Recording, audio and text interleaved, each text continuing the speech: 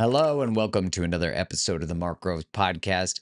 If you have ever even looked in for a second in how to become a better negotiator, how to be better at influencing people, how to build trust in communication, you're going to run into the work of Chris Voss. His book, Never Split the Difference, is incredible. He's a former hostage negotiator, and really the skill set that we're talking about building that he developed through that work is a skill set that we need in all relationships. Now, look, if you're trying to get a deal on Facebook Marketplace, it's pretty good to read that book ahead of time. But the other thing is, if both of you and your partner, or you and someone you're dating, are trying to achieve something together, you're going to have competing needs, competing thoughts, competing feelings. Like these things are not always going to be the same. And that's actually a beautiful thing about being in a relationship, that the other person is not you, right? And so learning these skills, being open to the influence of other people and being able to influence them, that's relating. And doing it not from a manipulative place, but from a place of collaboration. So, with all that said, I'm so excited for you to hear or watch today's episode. Wherever you're getting this podcast, please hit the subscribe button so you don't miss any future episodes. And also the share button. Share it with someone who you think could really use some understanding of how to be a better negotiator, how to be a better communicator. And if you got sent this, it's only from love. All right, without further ado, here's the episode with Chris Voss. Hello, and welcome to another episode of the Mark Groves podcast. Today, I get to have Chris Voss on the pod. Welcome, man. I'm so excited to be chatting with you. Yeah, thanks, Mark. Happy to be here. Thanks for having me on. Well, when I first got your book, I was actually negotiating on a car I was buying, and I had read your book, and so I was so excited to put into practice some of the stuff. And so I read quickly a little summary again, and I went into the negotiations, and I crushed the negotiation. Like I couldn't believe it. And I remember thinking, like, is this trickery? Is this magic? Like, what is happening here? And so, hey, for everyone listening, incredible book. It's called Never Split the Difference. And Chris, maybe you could just give us a quick background of like, yeah, developing this skill set of negotiation and just the origins of it for context. Yeah, well, I had a desire to become an FBI hostage negotiator, and I was eminently unqualified. And so to become qualified, I was given advice from a person I should listen to volunteer on a suicide hotline. You know, what's the phrase? Never take advice from somebody you wouldn't trade places with. On that place, don't take direction from somebody who hasn't been where you're going. Tons of advice, but are they qualified to give that particular advice? So, yeah. And then it was emotional intelligence. It was operational emotional intelligence, operational empathy early on. And a lot of it was when I was on the hotline, I'm like, why shouldn't everybody be the recipient of genuine understanding? Mm-hmm. And so I started applying it in my personal life, my business life, using it across the board. Became a hostage negotiator. Had experience negotiating literally all over the world, and found out that humans are wired pretty much everywhere you go the same, and we react the same across the board. So then when I got out of the FBI and I taught at Georgetown, at Harvard, and at USC, I wrote a book about it, and the book's done pretty well. And it's about relationships, really. Everybody, or to connect, even if you don't necessarily want to have a relationship with somebody. There's a desire to connect, and that works in your favor, regardless of what the negotiation is. Yeah, it seems like we don't tend to want to negotiate with people we don't at least have some connection to. Like, is that fair to say? Like some sort of respect? Is it respect? Like, what's at the baseline of being open to influence? Yeah, respect is an element. It's an easy one. You don't have to like them to respect them. And you don't even have to be on their side. You don't even have to think you're going to collaborate with them. But yeah, because if you don't have some connection, some kind of connection in some way, then they are the other. They're a threat. They're always the adversary. And if you're talking to anybody, you have different aspects of the same problem. It doesn't matter what it is, even in a terrorist negotiation. you are faced with different aspects of the same problem. So you're going to come up with a better outcome if you can find a way to collaborate on some level. Did you find when you did your training with the FBI that, like, actually being in the job, did you end up learning a ton more? Like, did you end up having to be like, that training was kind of incomplete? Like, there's actually a whole ton more that you were learning in real time. Oh, there's always you're always learning. There's endless novelty. To use a term, I'm listening to a podcast the other day, and even within the confines of anything, if you continue to learn it, there's endlessly things to learn about it. So yeah, and I love to learn and get better. I love to think that I can pull stuff off that other people can't invisibly. Give me the spells from Hogwarts, and nobody knows I'm using them. And yeah, it's endlessly fascinating. Everybody on my team, we have the best time with it. Yeah, when you started to look at the overlap, like, what do you see as the correlations of romantic relationship dialogue with the things that you navigated? Because it's human connection. I pick up information from everywhere, and one of my favorite sources of information on neuroscience is Andrew Huberman's podcast. But then I'm listening to him discuss relationships on one of his podcasts. Now, I knew that serotonin was triggered by the feeling of being understood. And there's just because I understand you doesn't mean that you feel understood.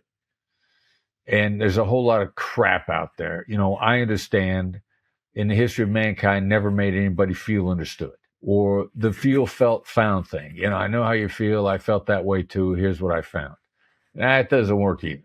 That doesn't make people feel understood. But when someone feels understood, then it triggers oxytocin. Now, I knew that already, that oxytocin was a bonding drug, but then I'm listening to Andrew's podcast, and he says that oxytocin inclines people to tell the truth, hence the honesty of pillow talk after an intimate encounter. Everybody knows that happens. People after shared intimate moments. Well, oxytocin is a true serum. And so I'm constantly studying these neurochemical responses in people across the board, and they apply to romantic relationships. Yeah, it makes sense too, because, for a lot of people, I think especially men, the way that they feel connected is intimacy, maybe because they didn't have other emotional skills or weren't socialized to be able to be as emotive or emotionally intelligent. Well, and let me interrupt you there, because it's socialized principally. Yeah. The nature versus nurture conversation. You get into a lot of debate about nature between males and females, and I haven't seen anything really definitive. I've seen a lot of stuff implied, but there's no question that women tend to be nurtured to be more soft skills aware at a much earlier age than men do.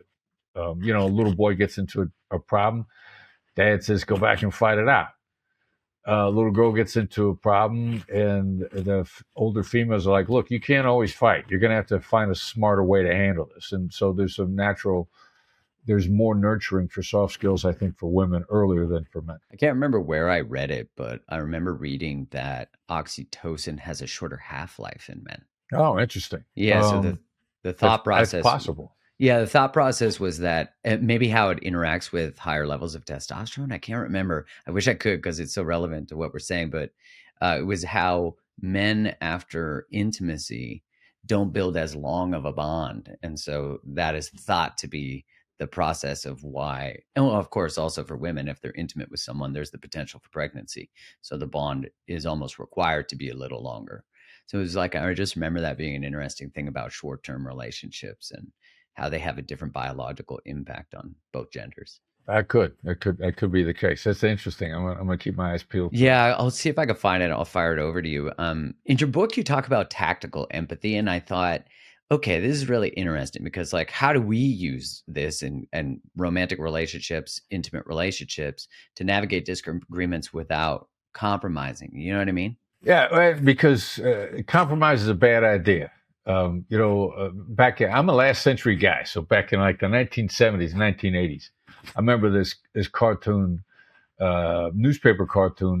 There were always one panel and one line. It was called the Lockhorns, and the Lockhorns were a husband and wife, and the husband saying to the wife, let's compromise. That way we'll both be unhappy. Oh, that's good. And so, that's the reality. But to understand, now the danger with the intimate relationships are the more exposure you've had to somebody, the more likely it is that you've wounded them inadvertently to start with. Mm. And so then that becomes a little bit of a double whammy because you've hurt them. They know they've been hurt.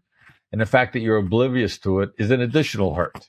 Yeah, so true. And I think that's what happens in romantic relationships. I think that's what happens in families between siblings. Like, yeah, the longer you've been around somebody, the more likely it is you've wounded them. You didn't even know. You didn't mean to. And if you knew, you'd love to make amends. And that's why those things are often very difficult to find out. So what do you do with empathy? You approach them showing that you could say, look, I know I've hurt you and I don't even know it. I know I've hurt you in ways that I'm oblivious to. And on top of that, that makes me even dumber for being oblivious to the stuff that should have been obvious that I should have figured out. These are the kind of conversations that are required in intimate relationships because it's the reality of the situation. I like how you frame it, that you might not even know that you have hurt them. And just by acknowledging that it exists, that the more time, which I've never heard that stated in that way, that of course, the longer you are in relationship with someone, the more likely you have inadvertently hurt someone, of course. How do you create the baseline as a couple that even the inadvertent hurts? Do you think it's beneficial to have a constant conversation about like what has felt harmful in a relationship, just to always keep that part excavated then? No, I don't know that you need to have a constant conversation about it. It might get because tiring. then among those challenges, we go through the given course of a day, we might be schizophrenic. Like the Chris Voss who wakes up early in the morning, and an hour after I've been up, I'm fully caffeinated. I'm optimistic. I can handle the day. Versus a Chris Voss an hour before I go to bed when I'm worn out. I mean, these might be two different human beings, and so I'm trying to be more conscious of not trying to excavate sensitive conversations late at night when I'm more likely to be in a negative frame of mind, which means I'm dumber. I saw on I completely believe in this. Sean Acker did a TED talk some time ago now. I think it's The Happy Secret to Better Work. Sean Acker is a Harvard psychologist, which normally those are two strikes against somebody, in my opinion. But brilliant dude and entertaining TED talk, which means it's short. But he says you're 31% smarter in a positive frame of mind. I'm all in on that stat. Yeah. So if that's true, then that means you're at least 31% dumber in a negative frame of mind. Which means if I'm trying to have a discussion with somebody that I care about when I'm in a negative frame of mind, the chances of me saying something really stupid that I'm going to regret are much higher. Or overreacting. You didn't refill the dog's water bowl again. Why do you always do that? And if in the morning I get up and I see the dog's water bowl isn't full, I'm like, wow, maybe that's one of the things that I love about her. Maybe that's a quirk, that's a feature, not a drawback. So being careful when you excavate those conversations, you got to be conscious of that. Yeah, I think that every time I see a dish in a sink, not in the dishwasher, and I always think like, my wife's so amazing in so many ways. This is a beautiful quirk. I've been thinking that because it's in her. Of course, I have things that she's like, Mark has so many great, this one thing. Like I always joke that, I'll take a jacket and just put it on top of a chair, but eventually the chair becomes the closet. And so that's definitely a point of contention sometimes. I'm curious in all your work, because you dealt with such high tension situations. How do you recommend managing that nervous system stress, that dysregulation? Because you're like talking to people that are in life and death moments and you're communicating from such a high level of strain and stress that I'm like, that's got to be a lot harder than just handling a dialogue with a romantic partner.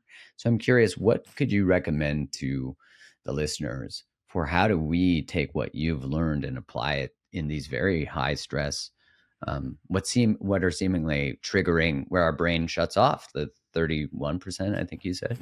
Yeah, there's a couple things, and it's the difference between striving for excellence or striving for perfection. Perfection's impossible, and it's a fool's errand. Um, and seeing the subtle difference in human beings' approach, if it's impossible, it's a guarantee to be unhappiness, or when you fall short of perfection, which you will, you're gonna kick your own tail. And so, first of all, it's your attitude. Am I trying to get better? Or am I trying to be perfect? Just try to get better, which means you forgive yourself for mistakes. So a little bit of a mindset. Secondly, a belief in a process. But then, you got a great process. Always be looking to improve the process. There's a lot of chatter in our head. I came across a book recently called Chatter. Now, everybody knows that, whatever the figure is, I've heard 10,000 conversations a day in our head to 50,000. So I don't know what the number is. It doesn't really matter. The important issue there, though, is it's repetitive. Like most of those thoughts, those conversations are not original thoughts. They're repetitive. So what if you could get behind that chatter? Instead of saying, geez, this is going wrong again. You say to yourself, I tend to be lucky. I'm worried about how this is going to work out. I'm a hard worker. We tend to over notice the negative because that's the way we're wired. So you need to get behind your chatter to build yourself back up. And the greatest athletes have it mastered. That's what made them great. I'm seeing a post recently. I can't remember the psychologist's name, but he said the top 5 tennis players in the world, their internal chatter is radically different from the next 20. And the top 5 tennis player in the world, he misses a shot. And he says, you know what? I missed that one, but I'll get the next one. This is exactly where I want to be. I'm doing exactly what I want to do. Now, the next 25, work harder. You could do better than that. They're kicking their own ass. So you can be in the top 25 in the world with negative chatter, but you cannot get into the top 5 unless you reorient that chatter. And to me, this is the challenge. And this is, if you want to be top 5, and there are plenty of great coaches that'll put you in the top 50. You be the top 50 in the world. I've coached players in the top 50. Have you coached anybody into the top 5? Because the data is starting to show us this chatter thing is really important. And it's something I stumbled over recently, and I'm working on a lot of regular basis. The power of this makes all the difference in the world. And that's your original question is, how did I cope with the high stress situations? I had a process I believed in. I didn't require myself to be perfect. I knew sometimes things go bad. And since I believed in it, and I always felt it was a privilege to do my old job, then that kept me in a positive learning frame of mind. I don't think we often consider the idea of building like a champion's mindset in terms of romantic or familial relationships. You know what I mean? Like, it makes sense though, because if you can get control of that self-talk, I think so many of us end up dysregulated because of the shaming self-talk bullshit. And to actually build mastery in that, I think of golfers. I'm a golfer, but I don't know that I'd be qualified to like give any advice on golf because I shoot kind of in the 90s or low hundreds. But I find it's so easy to get derailed by a bad shot. And the being able to master the thought process, you're right. I mean, it has to be the difference. But the top 5, I mean, I look at someone like Novak Djokovic and I'm like, this guy's been a master forever. And he can rebound from being down 2 sets and then come back and crush it. Yeah. And then something positive's going on inside his head that's deactivating the negativity from being down. And it fascinates me. I'm looking, and you start seeing it show up. If you start looking for it, you start seeing it show up in all aspects of human behavior. And to me, it's one of the latest things. I told you there's endless novelty. This is the thing that how do you negotiate with yourself? Is a question I get all the time. As a general rule, we're great against with negotiating against ourselves. I can't do this. This is hard. This might go bad. I can't say that. They'll reject it. Our ability to negotiate against ourselves is phenomenal. So can we flip that around and produce great relationships, including our romantic relationships? I think we can. I ain't saying it's easy, but I think it's absolutely within grasp. So that's fascinating. If you negotiate against yourself, how could you be a positive negotiator relationally? Like, wouldn't you lack confidence and lack the skill set even in navigating and finding positive outcomes even in your own mind? You know what I mean? Well, how do you defeat yourself? How in a relationship, how are you likely to defeat yourself? And I'm scared to say this, or since I don't know how to say it, I'm going to keep it from them and hope it goes away. Yeah. Or I'll tell them a lie because it'll make them feel good. Now, that doesn't mean you need to be brutally honest, but you can be conscious of, are you saying things that are repetitive that seem inauthentic because you've repeated them so many times? Or what sort of bad communication habits have you picked up from your parents? How did your parents talk to you that you felt was reassuring and interested, and in point of fact, it's dismissive? So, I think there's a lot of interesting things there. If your principal core focus is, I want us to always be excited by one another. Mm-hmm. If that's the chatter in your head, you're probably going to be all right. I'm curious about calibrated questions, about like, how do we use these questions in romantic or interpersonal relationships? You talk about starting with how and what.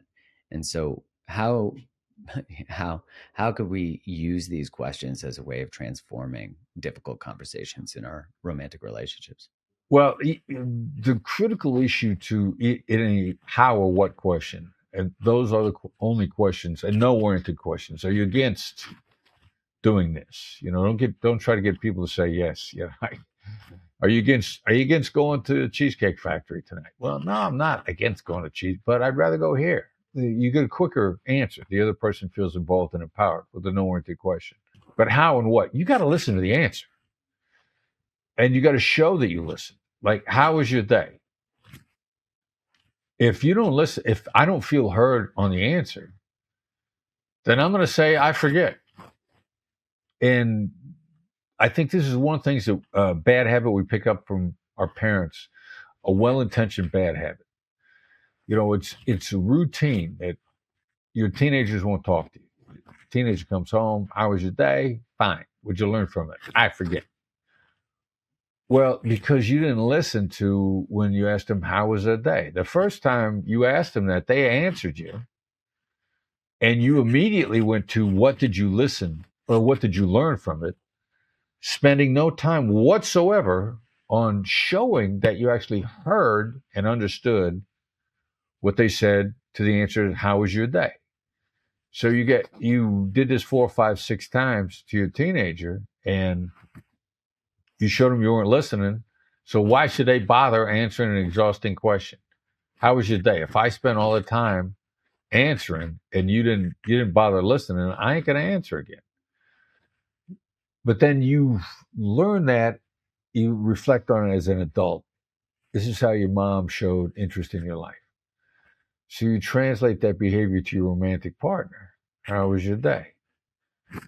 You don't listen to the answer. That's why your romantic partner is going to be like, I don't know, I forget. It's a long day. Leave me alone. Man, let me watch TV. Make me a sandwich. Let me watch TV. If someone makes a bid to you and you do not respond to that bid over and over again, then eventually you're just going to give up. Eventually you're just you going to condition the person that you're not listening. We What are some condition each other regularly every day. Yeah, so the opposite of that would be to tactically sounds manipulative, but not manipulative, but like to tactically respond or Do you eventually just relationally have to create enough evidence to an alternate story where you have to be relentless in order to change the unconscious in the other person? Do you know what I mean? Wow, there's a lot to that question. First of all, let's go back to you tactically. Is that manipulation? Yeah. All right, so it depends upon where you're going. Is charm manipulation? Like if your significant other, and I'll say, female in this case, she's spent a lot of time making herself beautiful to go out, and you say, "Hey, you look beautiful." It's genuine appreciation. Is that manipulative? It was charming, but genuine appreciation. So, is your empathy genuine? Is your listening? Are your compliments? And not only is it genuine, but again, the difference between manipulation and influence, where you're trying to go with them. I'm a believer in long-term relationships of trust. So I'm going to walk my talk. And yeah, I want us to have a great relationship forever. And so that's influence. I'm going to compliment you because I want you to feel appreciated. I want you to enjoy being around me. So the real difference there is, where am I taking you with it? Am I complimenting you because I want to exploit you? That's manipulation. But if I'm complimenting you to create a better collaboration between the two of us, that's influence, and it's completely acceptable. I like that. So can people unconsciously pick up on the difference in those? Like, do we pick up on facial cues and just tonality and energetic when we're picking up on a lack of sincerity? Well, yeah, and then it's context. It's not just a facial cue, and that's where a lot of the body language guidance is just off. Because again, on Huberman Labs podcast, he's interviewing somebody, the body language psychologist, and she said, like, if I got a frown on my face, I could be unhappy with you, or I could have gas. And then there are those of us, like I have the resting serial killer look. Like, if I'm listening intently to you, I'm looking at you like you think I'm planning on chopping you up and serving you with fava beans and a nice Chianti. I didn't want to say anything, but I was feeling that. Yeah. Yeah. And so in a romantic relationship, we talked before about people having a lot of exposure to us. Now they've got a pretty good beat on our context. Yeah. And so then facial That makes cues, sense. tone of voice combined with context, their gut instinct is picking up on what's going on, which is, the gut instinct is this insane supercomputer, like insane. Your gut instinct, your subconscious, processes 500,000 more pieces of information per second than your conscious mind does. There's a 500,000 to 1 ratio there. And so in a long-term relationship, our significant other's got all this data to process, for good or for bad. So that's why you got to walk the talk. Yeah, when we think about then changing the data set, right? Like because if I'm wanting to create a positive frame of reference to me when I've formally maybe not responded to their bids and their requests, and so now I'm trying to change that in their brain, I'm creating sincere and authentic tactical plans on how to do that by complimenting them, etc. It seems to be like, on some level, humans, we have such a negativity bias that, like, I'm not sure if you would know this, but it's like, how long does it actually take for a human to actually unconsciously, will they eventually change their frame of mind if we build enough evidence? Well, let me throw this idea out as a concept. They say it takes about 3 weeks to build a new habit. I heard a stat from a Blue Angel pilot, which I think is either the Navy's or the Air Force, exhibition pilots, where they're flying around at Mach 1 and their wings are 3 feet apart. That's bananas. So they don't learn how to do that up in the air. They got to build those habits on the ground with practice, with rehearsal, with intention. And this particular pilot says it takes about 63 to 64 repetitions to build a habit. And if you're doing it, how many times per day, then you end up with about 3 weeks. So my guess to your answer is, there isn't an instantaneous change. You need to demonstrate some behavior for about 3 weeks or so, and those 3 weeks are going to go by anyway. Right. And so then you'll begin to slowly change your own behavior. Habits have momentum. Build it in small ways. And then you got some behavior that the other side is going to start to pick up on. And if suddenly you're a nice person, they'll be like, Yeah. what'd you do wrong? Yeah, totally. But if you've been nice for about 3 weeks, they're like, oh, wow, maybe this is the new normal. So you got to give people a chance. You got to sustain it to build the habit, and forgive yourself for not being perfect. Strive for excellence, and give yourself about three-ish weeks. See what happens. I mean, you're right. It's going to go by anyway, so you might as well transform your relationship in 3 weeks. Yeah. There's and then make it fun. I mean, great relationships are a lot of fun. And as you said before, we have a negativity bias. I think as a layman, I'll lay out my reasoning, and my neuroscientist brothers and sisters will be like, all right, so your conclusion is correct, but how you got there is all wrong. And I'll be like, okay, I don't kind of care as long as I'm on the right track. I got there, so it doesn't matter. And so the brain's 75% negative. Survival mode, what we've inherited from the caveman, is negative, because in the caveman days, a negative thing would kill us. And if we lived through it the first time, we probably wouldn't live through it the second time. Positive things don't kill us. We go around all day ignoring positive stuff. It's not going to kill us. But ignoring the negative, if it wasn't fatal the first time, the second or third time it is. Mm-hmm. So to just survive, our default survival mode is highly negative. So we got to get in there with, I refer to it as mental hygiene. What's the analogy? Did I brush my teeth this morning? Well, wait a minute. I brushed them yesterday. You mean I got to do it again today? Yeah. Not only do I got to do it, you probably had to do it twice a day. Because our natural default mode takes over, and everybody around us is going to know if we haven't brushed our teeth. That's for sure. So do mental hygiene, do positive hygiene, stay with it, pay attention to your chatter, and pretty soon it'll become the habit, and you'll override the negativity. How do you see the concept of mirroring being really helpful in couples? Well, all right. So let's talk. There's two kinds of mirroring. Mm-hmm. There's the traditional body language mirroring, which many people weaponize. Yeah. So we're sensitive to it. Now, a hostage negotiator is a black swan method of mirroring is just repeating the last 1 to 3 words of what somebody said. It is not mimicking. It is not mimicking their body language, their tone of voice, any of that stuff. Now, it is also at the same time true that the more in sync you get in the moment, you are going to start to pick up the other person's body language inadvertently. Mm-hmm. Now, that's okay if it's become a natural flow.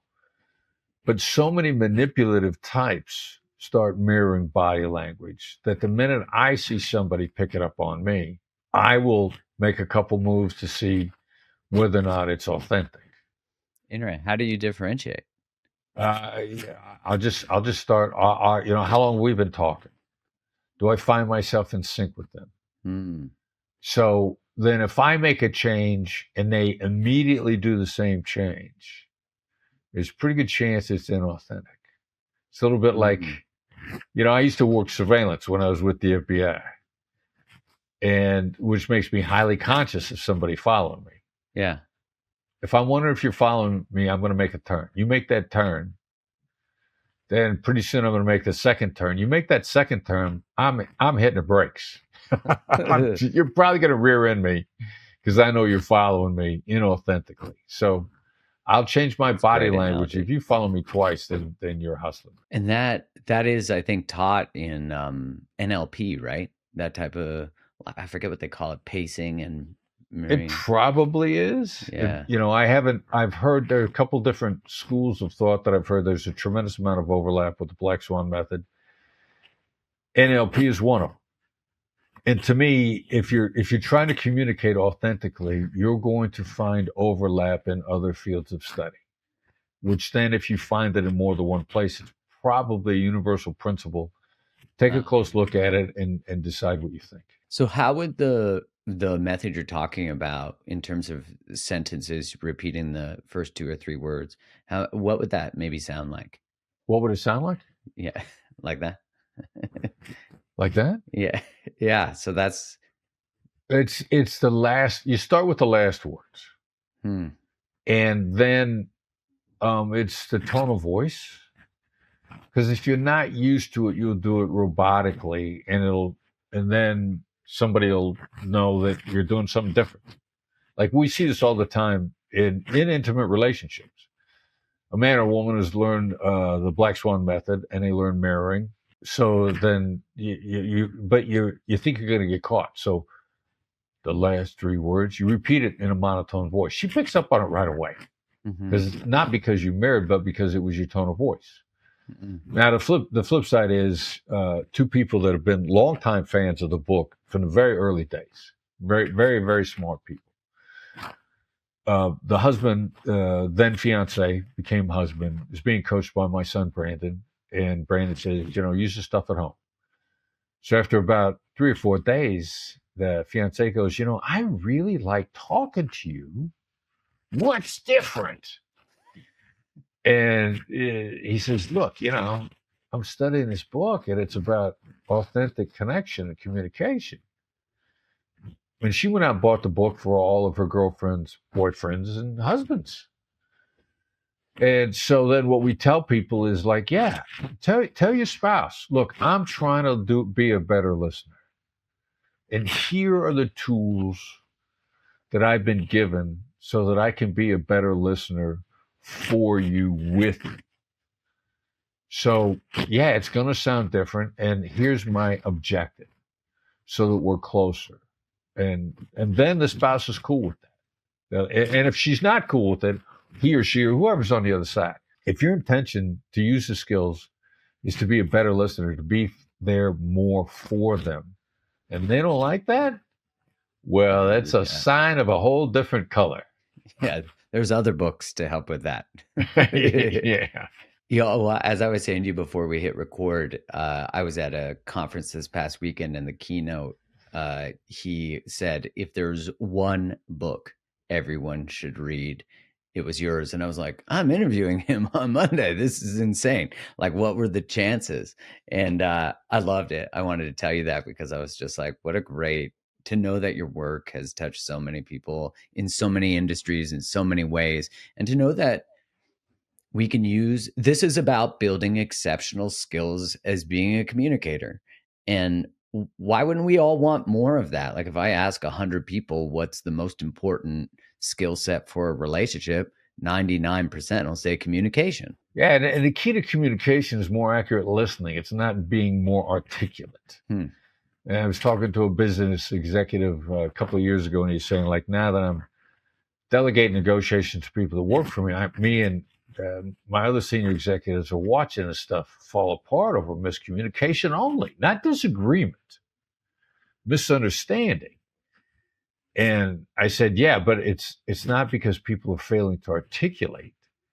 It's because people are failing to actually listen, analyze, think about what's being said. And so it's bad listening. It's not bad articulation. You've negotiated with hostage takers. You've negotiated with so many different challenging people and challenging circumstances. I am curious. This is the one question I was like, I gotta hear what you have to say on this. What similarities have you observed between these high stakes negotiations and these emotional standoffs compared to like romantic relationships? There isn't the effects of feeling heard, feeling understood is impossible to resist. It's impossible to not be triggered by it. It's not impossible to not be touched by. I often say, does empathy work on sociopaths? Yes, it does. Why? How could that be? Well, or narcissists. In relationships. That's today's. That's the word of the day. Topic of the day. They're narcissists. Well, and here's why it works. Feeling heard works. There's a hypothesis out there that you're born with 5 basic emotions, and only one of those 5 is positive. It's anger, disgust, delight, sadness, unhappiness. Yeah, I can't remember off the top of my. I should, because I say this all the time. But you're born with these 5 emotions. Period. Now, the only argument I've seen on that is there's not 5, there's 6, or there's 10, and it's not joy, it's happiness. People want to quibble over the terminology, but I'm not seeing any quibbling over whether or not you're born with emotions just because you're human. Now, the narcissist, the sociopath, the negative types are created as a result of their interaction with the world. They were still born with these core emotions. They were still born with basic neurochemistry. And the feeling of being heard, the feeling of being understood triggers neurochemicals. So the narcissist, the sociopath, and the sociopath in particular, they're not born without emotions. They don't have guilt. They may not believe in morality. That's a result of their interaction with life after they were born with these core emotions. So that's the one thing I found to be universally true. Even somebody's on a spectrum, what was it? The movie The Accountant with Ben Affleck was a great example of a dude on the spectrum. They still love being understood. Like that guy loved numbers. Yeah, he's got emotions. Everybody's got these emotions that they came to planet Earth with. So that's why this stuff works universally on all human beings. You have an impact. So if you're willing to ask good questions and enter into an empathic attempt, I guess, to attempt to empathize, how do you hold the line where you're not giving access to someone like a narcissist or a sociopath? Like, how do you still maintain differentiation? Because I'm sure a lot of people are, let's say, co-parenting, divorced, or their partner currently is a narcissist. Maybe not clinical, but Instagram diagnosed. Yes. Well, the fine line you got to draw in your head is that understanding is not agreement. And that's the way I conduct myself, which gives me the ability to influence anyone on planet Earth, to be curious about where they're coming from. I can fully understand anybody without agreeing with anything that they say. Yeah. As a matter of fact, disagreeing with all of it. But I know the impact it's going to have on you as a human being if I demonstrate to you that I simply understand. And you get a lot of freedom from that. It gives you the opportunity to use this superpower on everybody. It also gives you the opportunity to learn from everybody. You shouldn't be afraid to learn from anybody, even the most despicable human being. You got to know how they tick. You should be curious about how they tick, how they manipulate, the approach. What are their tells? What are the things that tip off where they're going, what they're doing? You should be, if you're genuinely curious, which also is impossible to resist.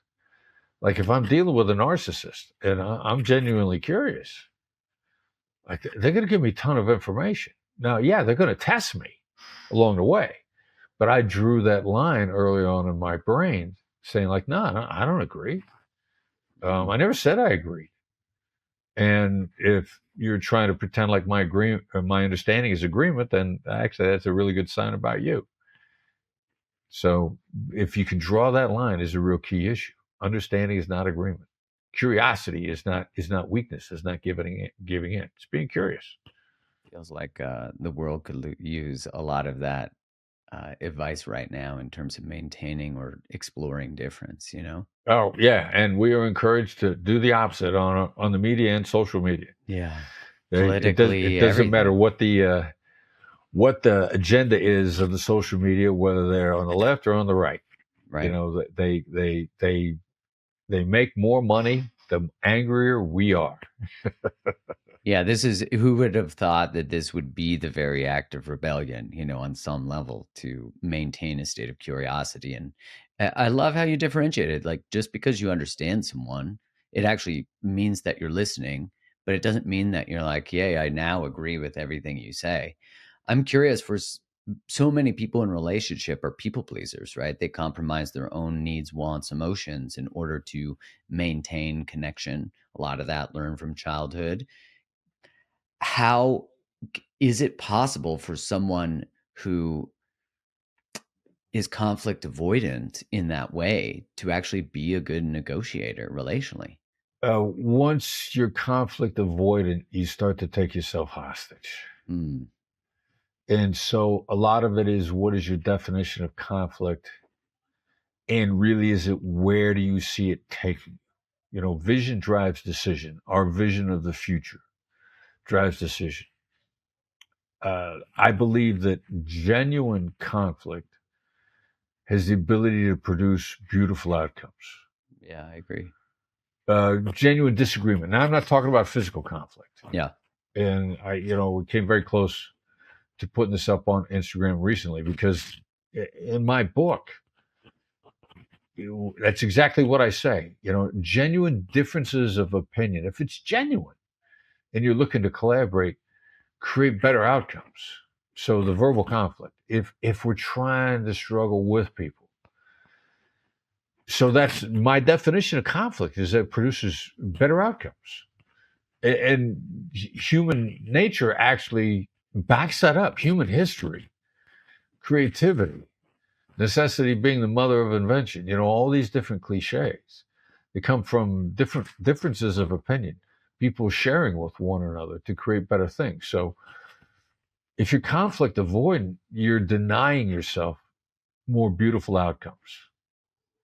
You're Mm, denying yourself the learning opportunities. You're denying yourself being corrected over your misunderstandings by being conflict avoidant. This gets back to what I was saying before, that most people are great at negotiating against themselves. I can't bring this up. It'll destroy the relationship. You've just taken yourself hostage, and you've just imprisoned yourself, and the relationship's coming to an end eventually anyway. yeah, agreed. So maybe it should. Yeah. Maybe you're with the wrong person, because the wrong person is holding you back from the right person. Yeah, you really do diminish the value of your own contribution to what is trying to be worked through and understood through the relationship. And I think, Well said. well, it's interesting too, because I see so many of the, let's say, the most hot button subjects currently in media, all of it in culture. And it doesn't seem like there's space for both perspectives to coexist. It's like, if you believe that, then you're this. If you believe that, then you're this. And I saw this a lot during, obviously, I think everyone saw it a lot during COVID, that families were broken apart by these, and relationships. I mean, I know couples that broke up because of a difference of opinion. But what I noticed a lot was how, this was my experience. Other people might disagree, but I noticed a lot with public health and politicians is that there was a moralizing of one way. And I'm curious, as soon as you moralize something, what does that do to the ability to dialogue?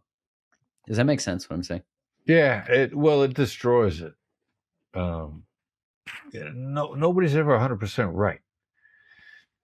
Um, there's a line that from Bill Clinton that I love, from back when he was in the middle of trying to resolve things between Israel and Palestine, Middle East peace negotiations in the 90s. At one point in time, he says, "No one has a monopoly on virtue or tears." Hmm, And now that's insightful. that's a good line. Yeah. And so if you can take that approach, if you're willing to admit that you don't have the monopoly on virtue or tears, and you're willing to give that to the other side also, the fact that you have agreed to that about yourself, it tends to trigger reciprocity. Because you're not moralizing at them. I'm not perfect. I don't have a monopoly on virtue. And if you lead in that, I don't have a monopoly on tears either. You recognize that they've suffered tears, and that it kind of requires them to recognize that you suffered tears as well. Yeah. And I think that's the approach that's really lost, because much of what happens in social media, people are trying to claim monopoly or trying to inflict difficulty when there may not be any. So when a couple hears the title of your book, Never Split the Difference, I'm curious, how does one take the premise of that into conflict, into conversation, and I guess do it from a place where there's like a sense of successful compromise? Because both are probably thinking, I would like to get more my way or more some way, or I have an outcome, which I know you talked about before about being intention. So how does a couple navigate that it seems like a paradox? It does, and that's the only shortcoming. And it's unavoidable to have a title that hasn't got some shortcomings. Yeah, fair enough. It's But it's a impossible. snappy title. It's a good title. It Well, worked. Tall Roz came over, the co-writer of the book. Tall's a genius, and he came up with that. If the fairness issue, the F bomb. Yeah. If I want you to potentially be willing to accept that I'm 100% right, I got to be willing to accept that you could be 100% right. So let me get my ego out of my way. My favorite negotiation, I think this is perfect for us to draw to a conclusion on. Negotiation between a husband and a wife over a Christmas tree. Husband's in my class at Georgetown, and I'm requiring people to write up their negotiations, a very specific format. Tell me what went down point by point. So the husband wants a artificial tree for all the practical reasons. You buy it once, you always know what it's going to look like, and we don't got to go searching for a new tree every year. It's not going to catch on fire. The dog's not going to mark it when he comes by. All these practical reasons. And the wife is just not hearing it. She's being very, quote, emotional. So he decides to use one of the skills. He's thinking about it, because we ask people to think about it in depth. Think about what's behind. Dig deep. And a skill is a label. So he's thinking like, well, if she's really hanging on to this and not talking to her about it at all, it must be something in her history. So he says to her, seems like you had real trees growing up. Now, he uses this skill in order to get his way. But the seems like label triggers thinking in both sides. It increases. If you start labeling, your analysis, your ability to hear increases. And as soon as he says that, she says, yeah, she says, I got such memories around a Christmas tree. The smell of a real tree reminds me of the celebration of the holidays and how close our family was around the holidays, and that smell. And I want our children to have those same memories. Bang. He's convinced they buy a real tree. They didn't split the difference. He found out why the counterpart wanted what they wanted without asking why, in an accusatory way. Notice he did not say, why do you want a real tree? He used a label. Seems like he had real trees growing up. And bang, it opened up everything. And that is never splitting the difference. Find out where the other side's coming from. Their motives and their end goal may be better than yours. You got to keep yourself open to that. That's beautiful. I'm going to have to think about that when the tree time comes around our house, because that conversation has happened. Chris, yeah, and thank you so much for your time. Thank you for dropping these nuggets of knowledge. And I love the overlap of your work. I think it's just so incredible for all of us to learn these skills. So I really appreciate you taking the time. Where can people find more of you? Yeah, well, Black Swan Ltd.com is a website. And we've got a bunch of cool stuff coming up. I'm glad this is a relationship-oriented podcast. We have a negotiation retreat in the fall just for women. And amazing. It's kind of the only thing that I'm willing to do for a demographic. And I don't even get to go. The female coaches on my team, Sandy Hine, has led the effort, and we got several females. They didn't even let me show up. It's women only, and it's a really cool thing. They have the best time together. So come to the website. We got something for training wherever you are. We can help you get better in whatever relationship you want to work on. And for women especially, we've got a few things carved out just for them. Again, I say only demographic that I'm willing to do something specific for, and it's the women's retreat in the fall, and they love it. It's something I'm very proud of, and they don't even let me go. Sounds like they've got some good boundaries around their negotiations. I'm willing to say go for it. And so, yeah, I'm very supportive of it. That's awesome. And for all of you listening or watching, we only scratched the surface of the depths of Chris's work. So make sure you go pick up the book, the audio book as well. And Chris, thanks again for your time. I really appreciate it. Yeah, Mark, it was my pleasure. Thanks for having me on.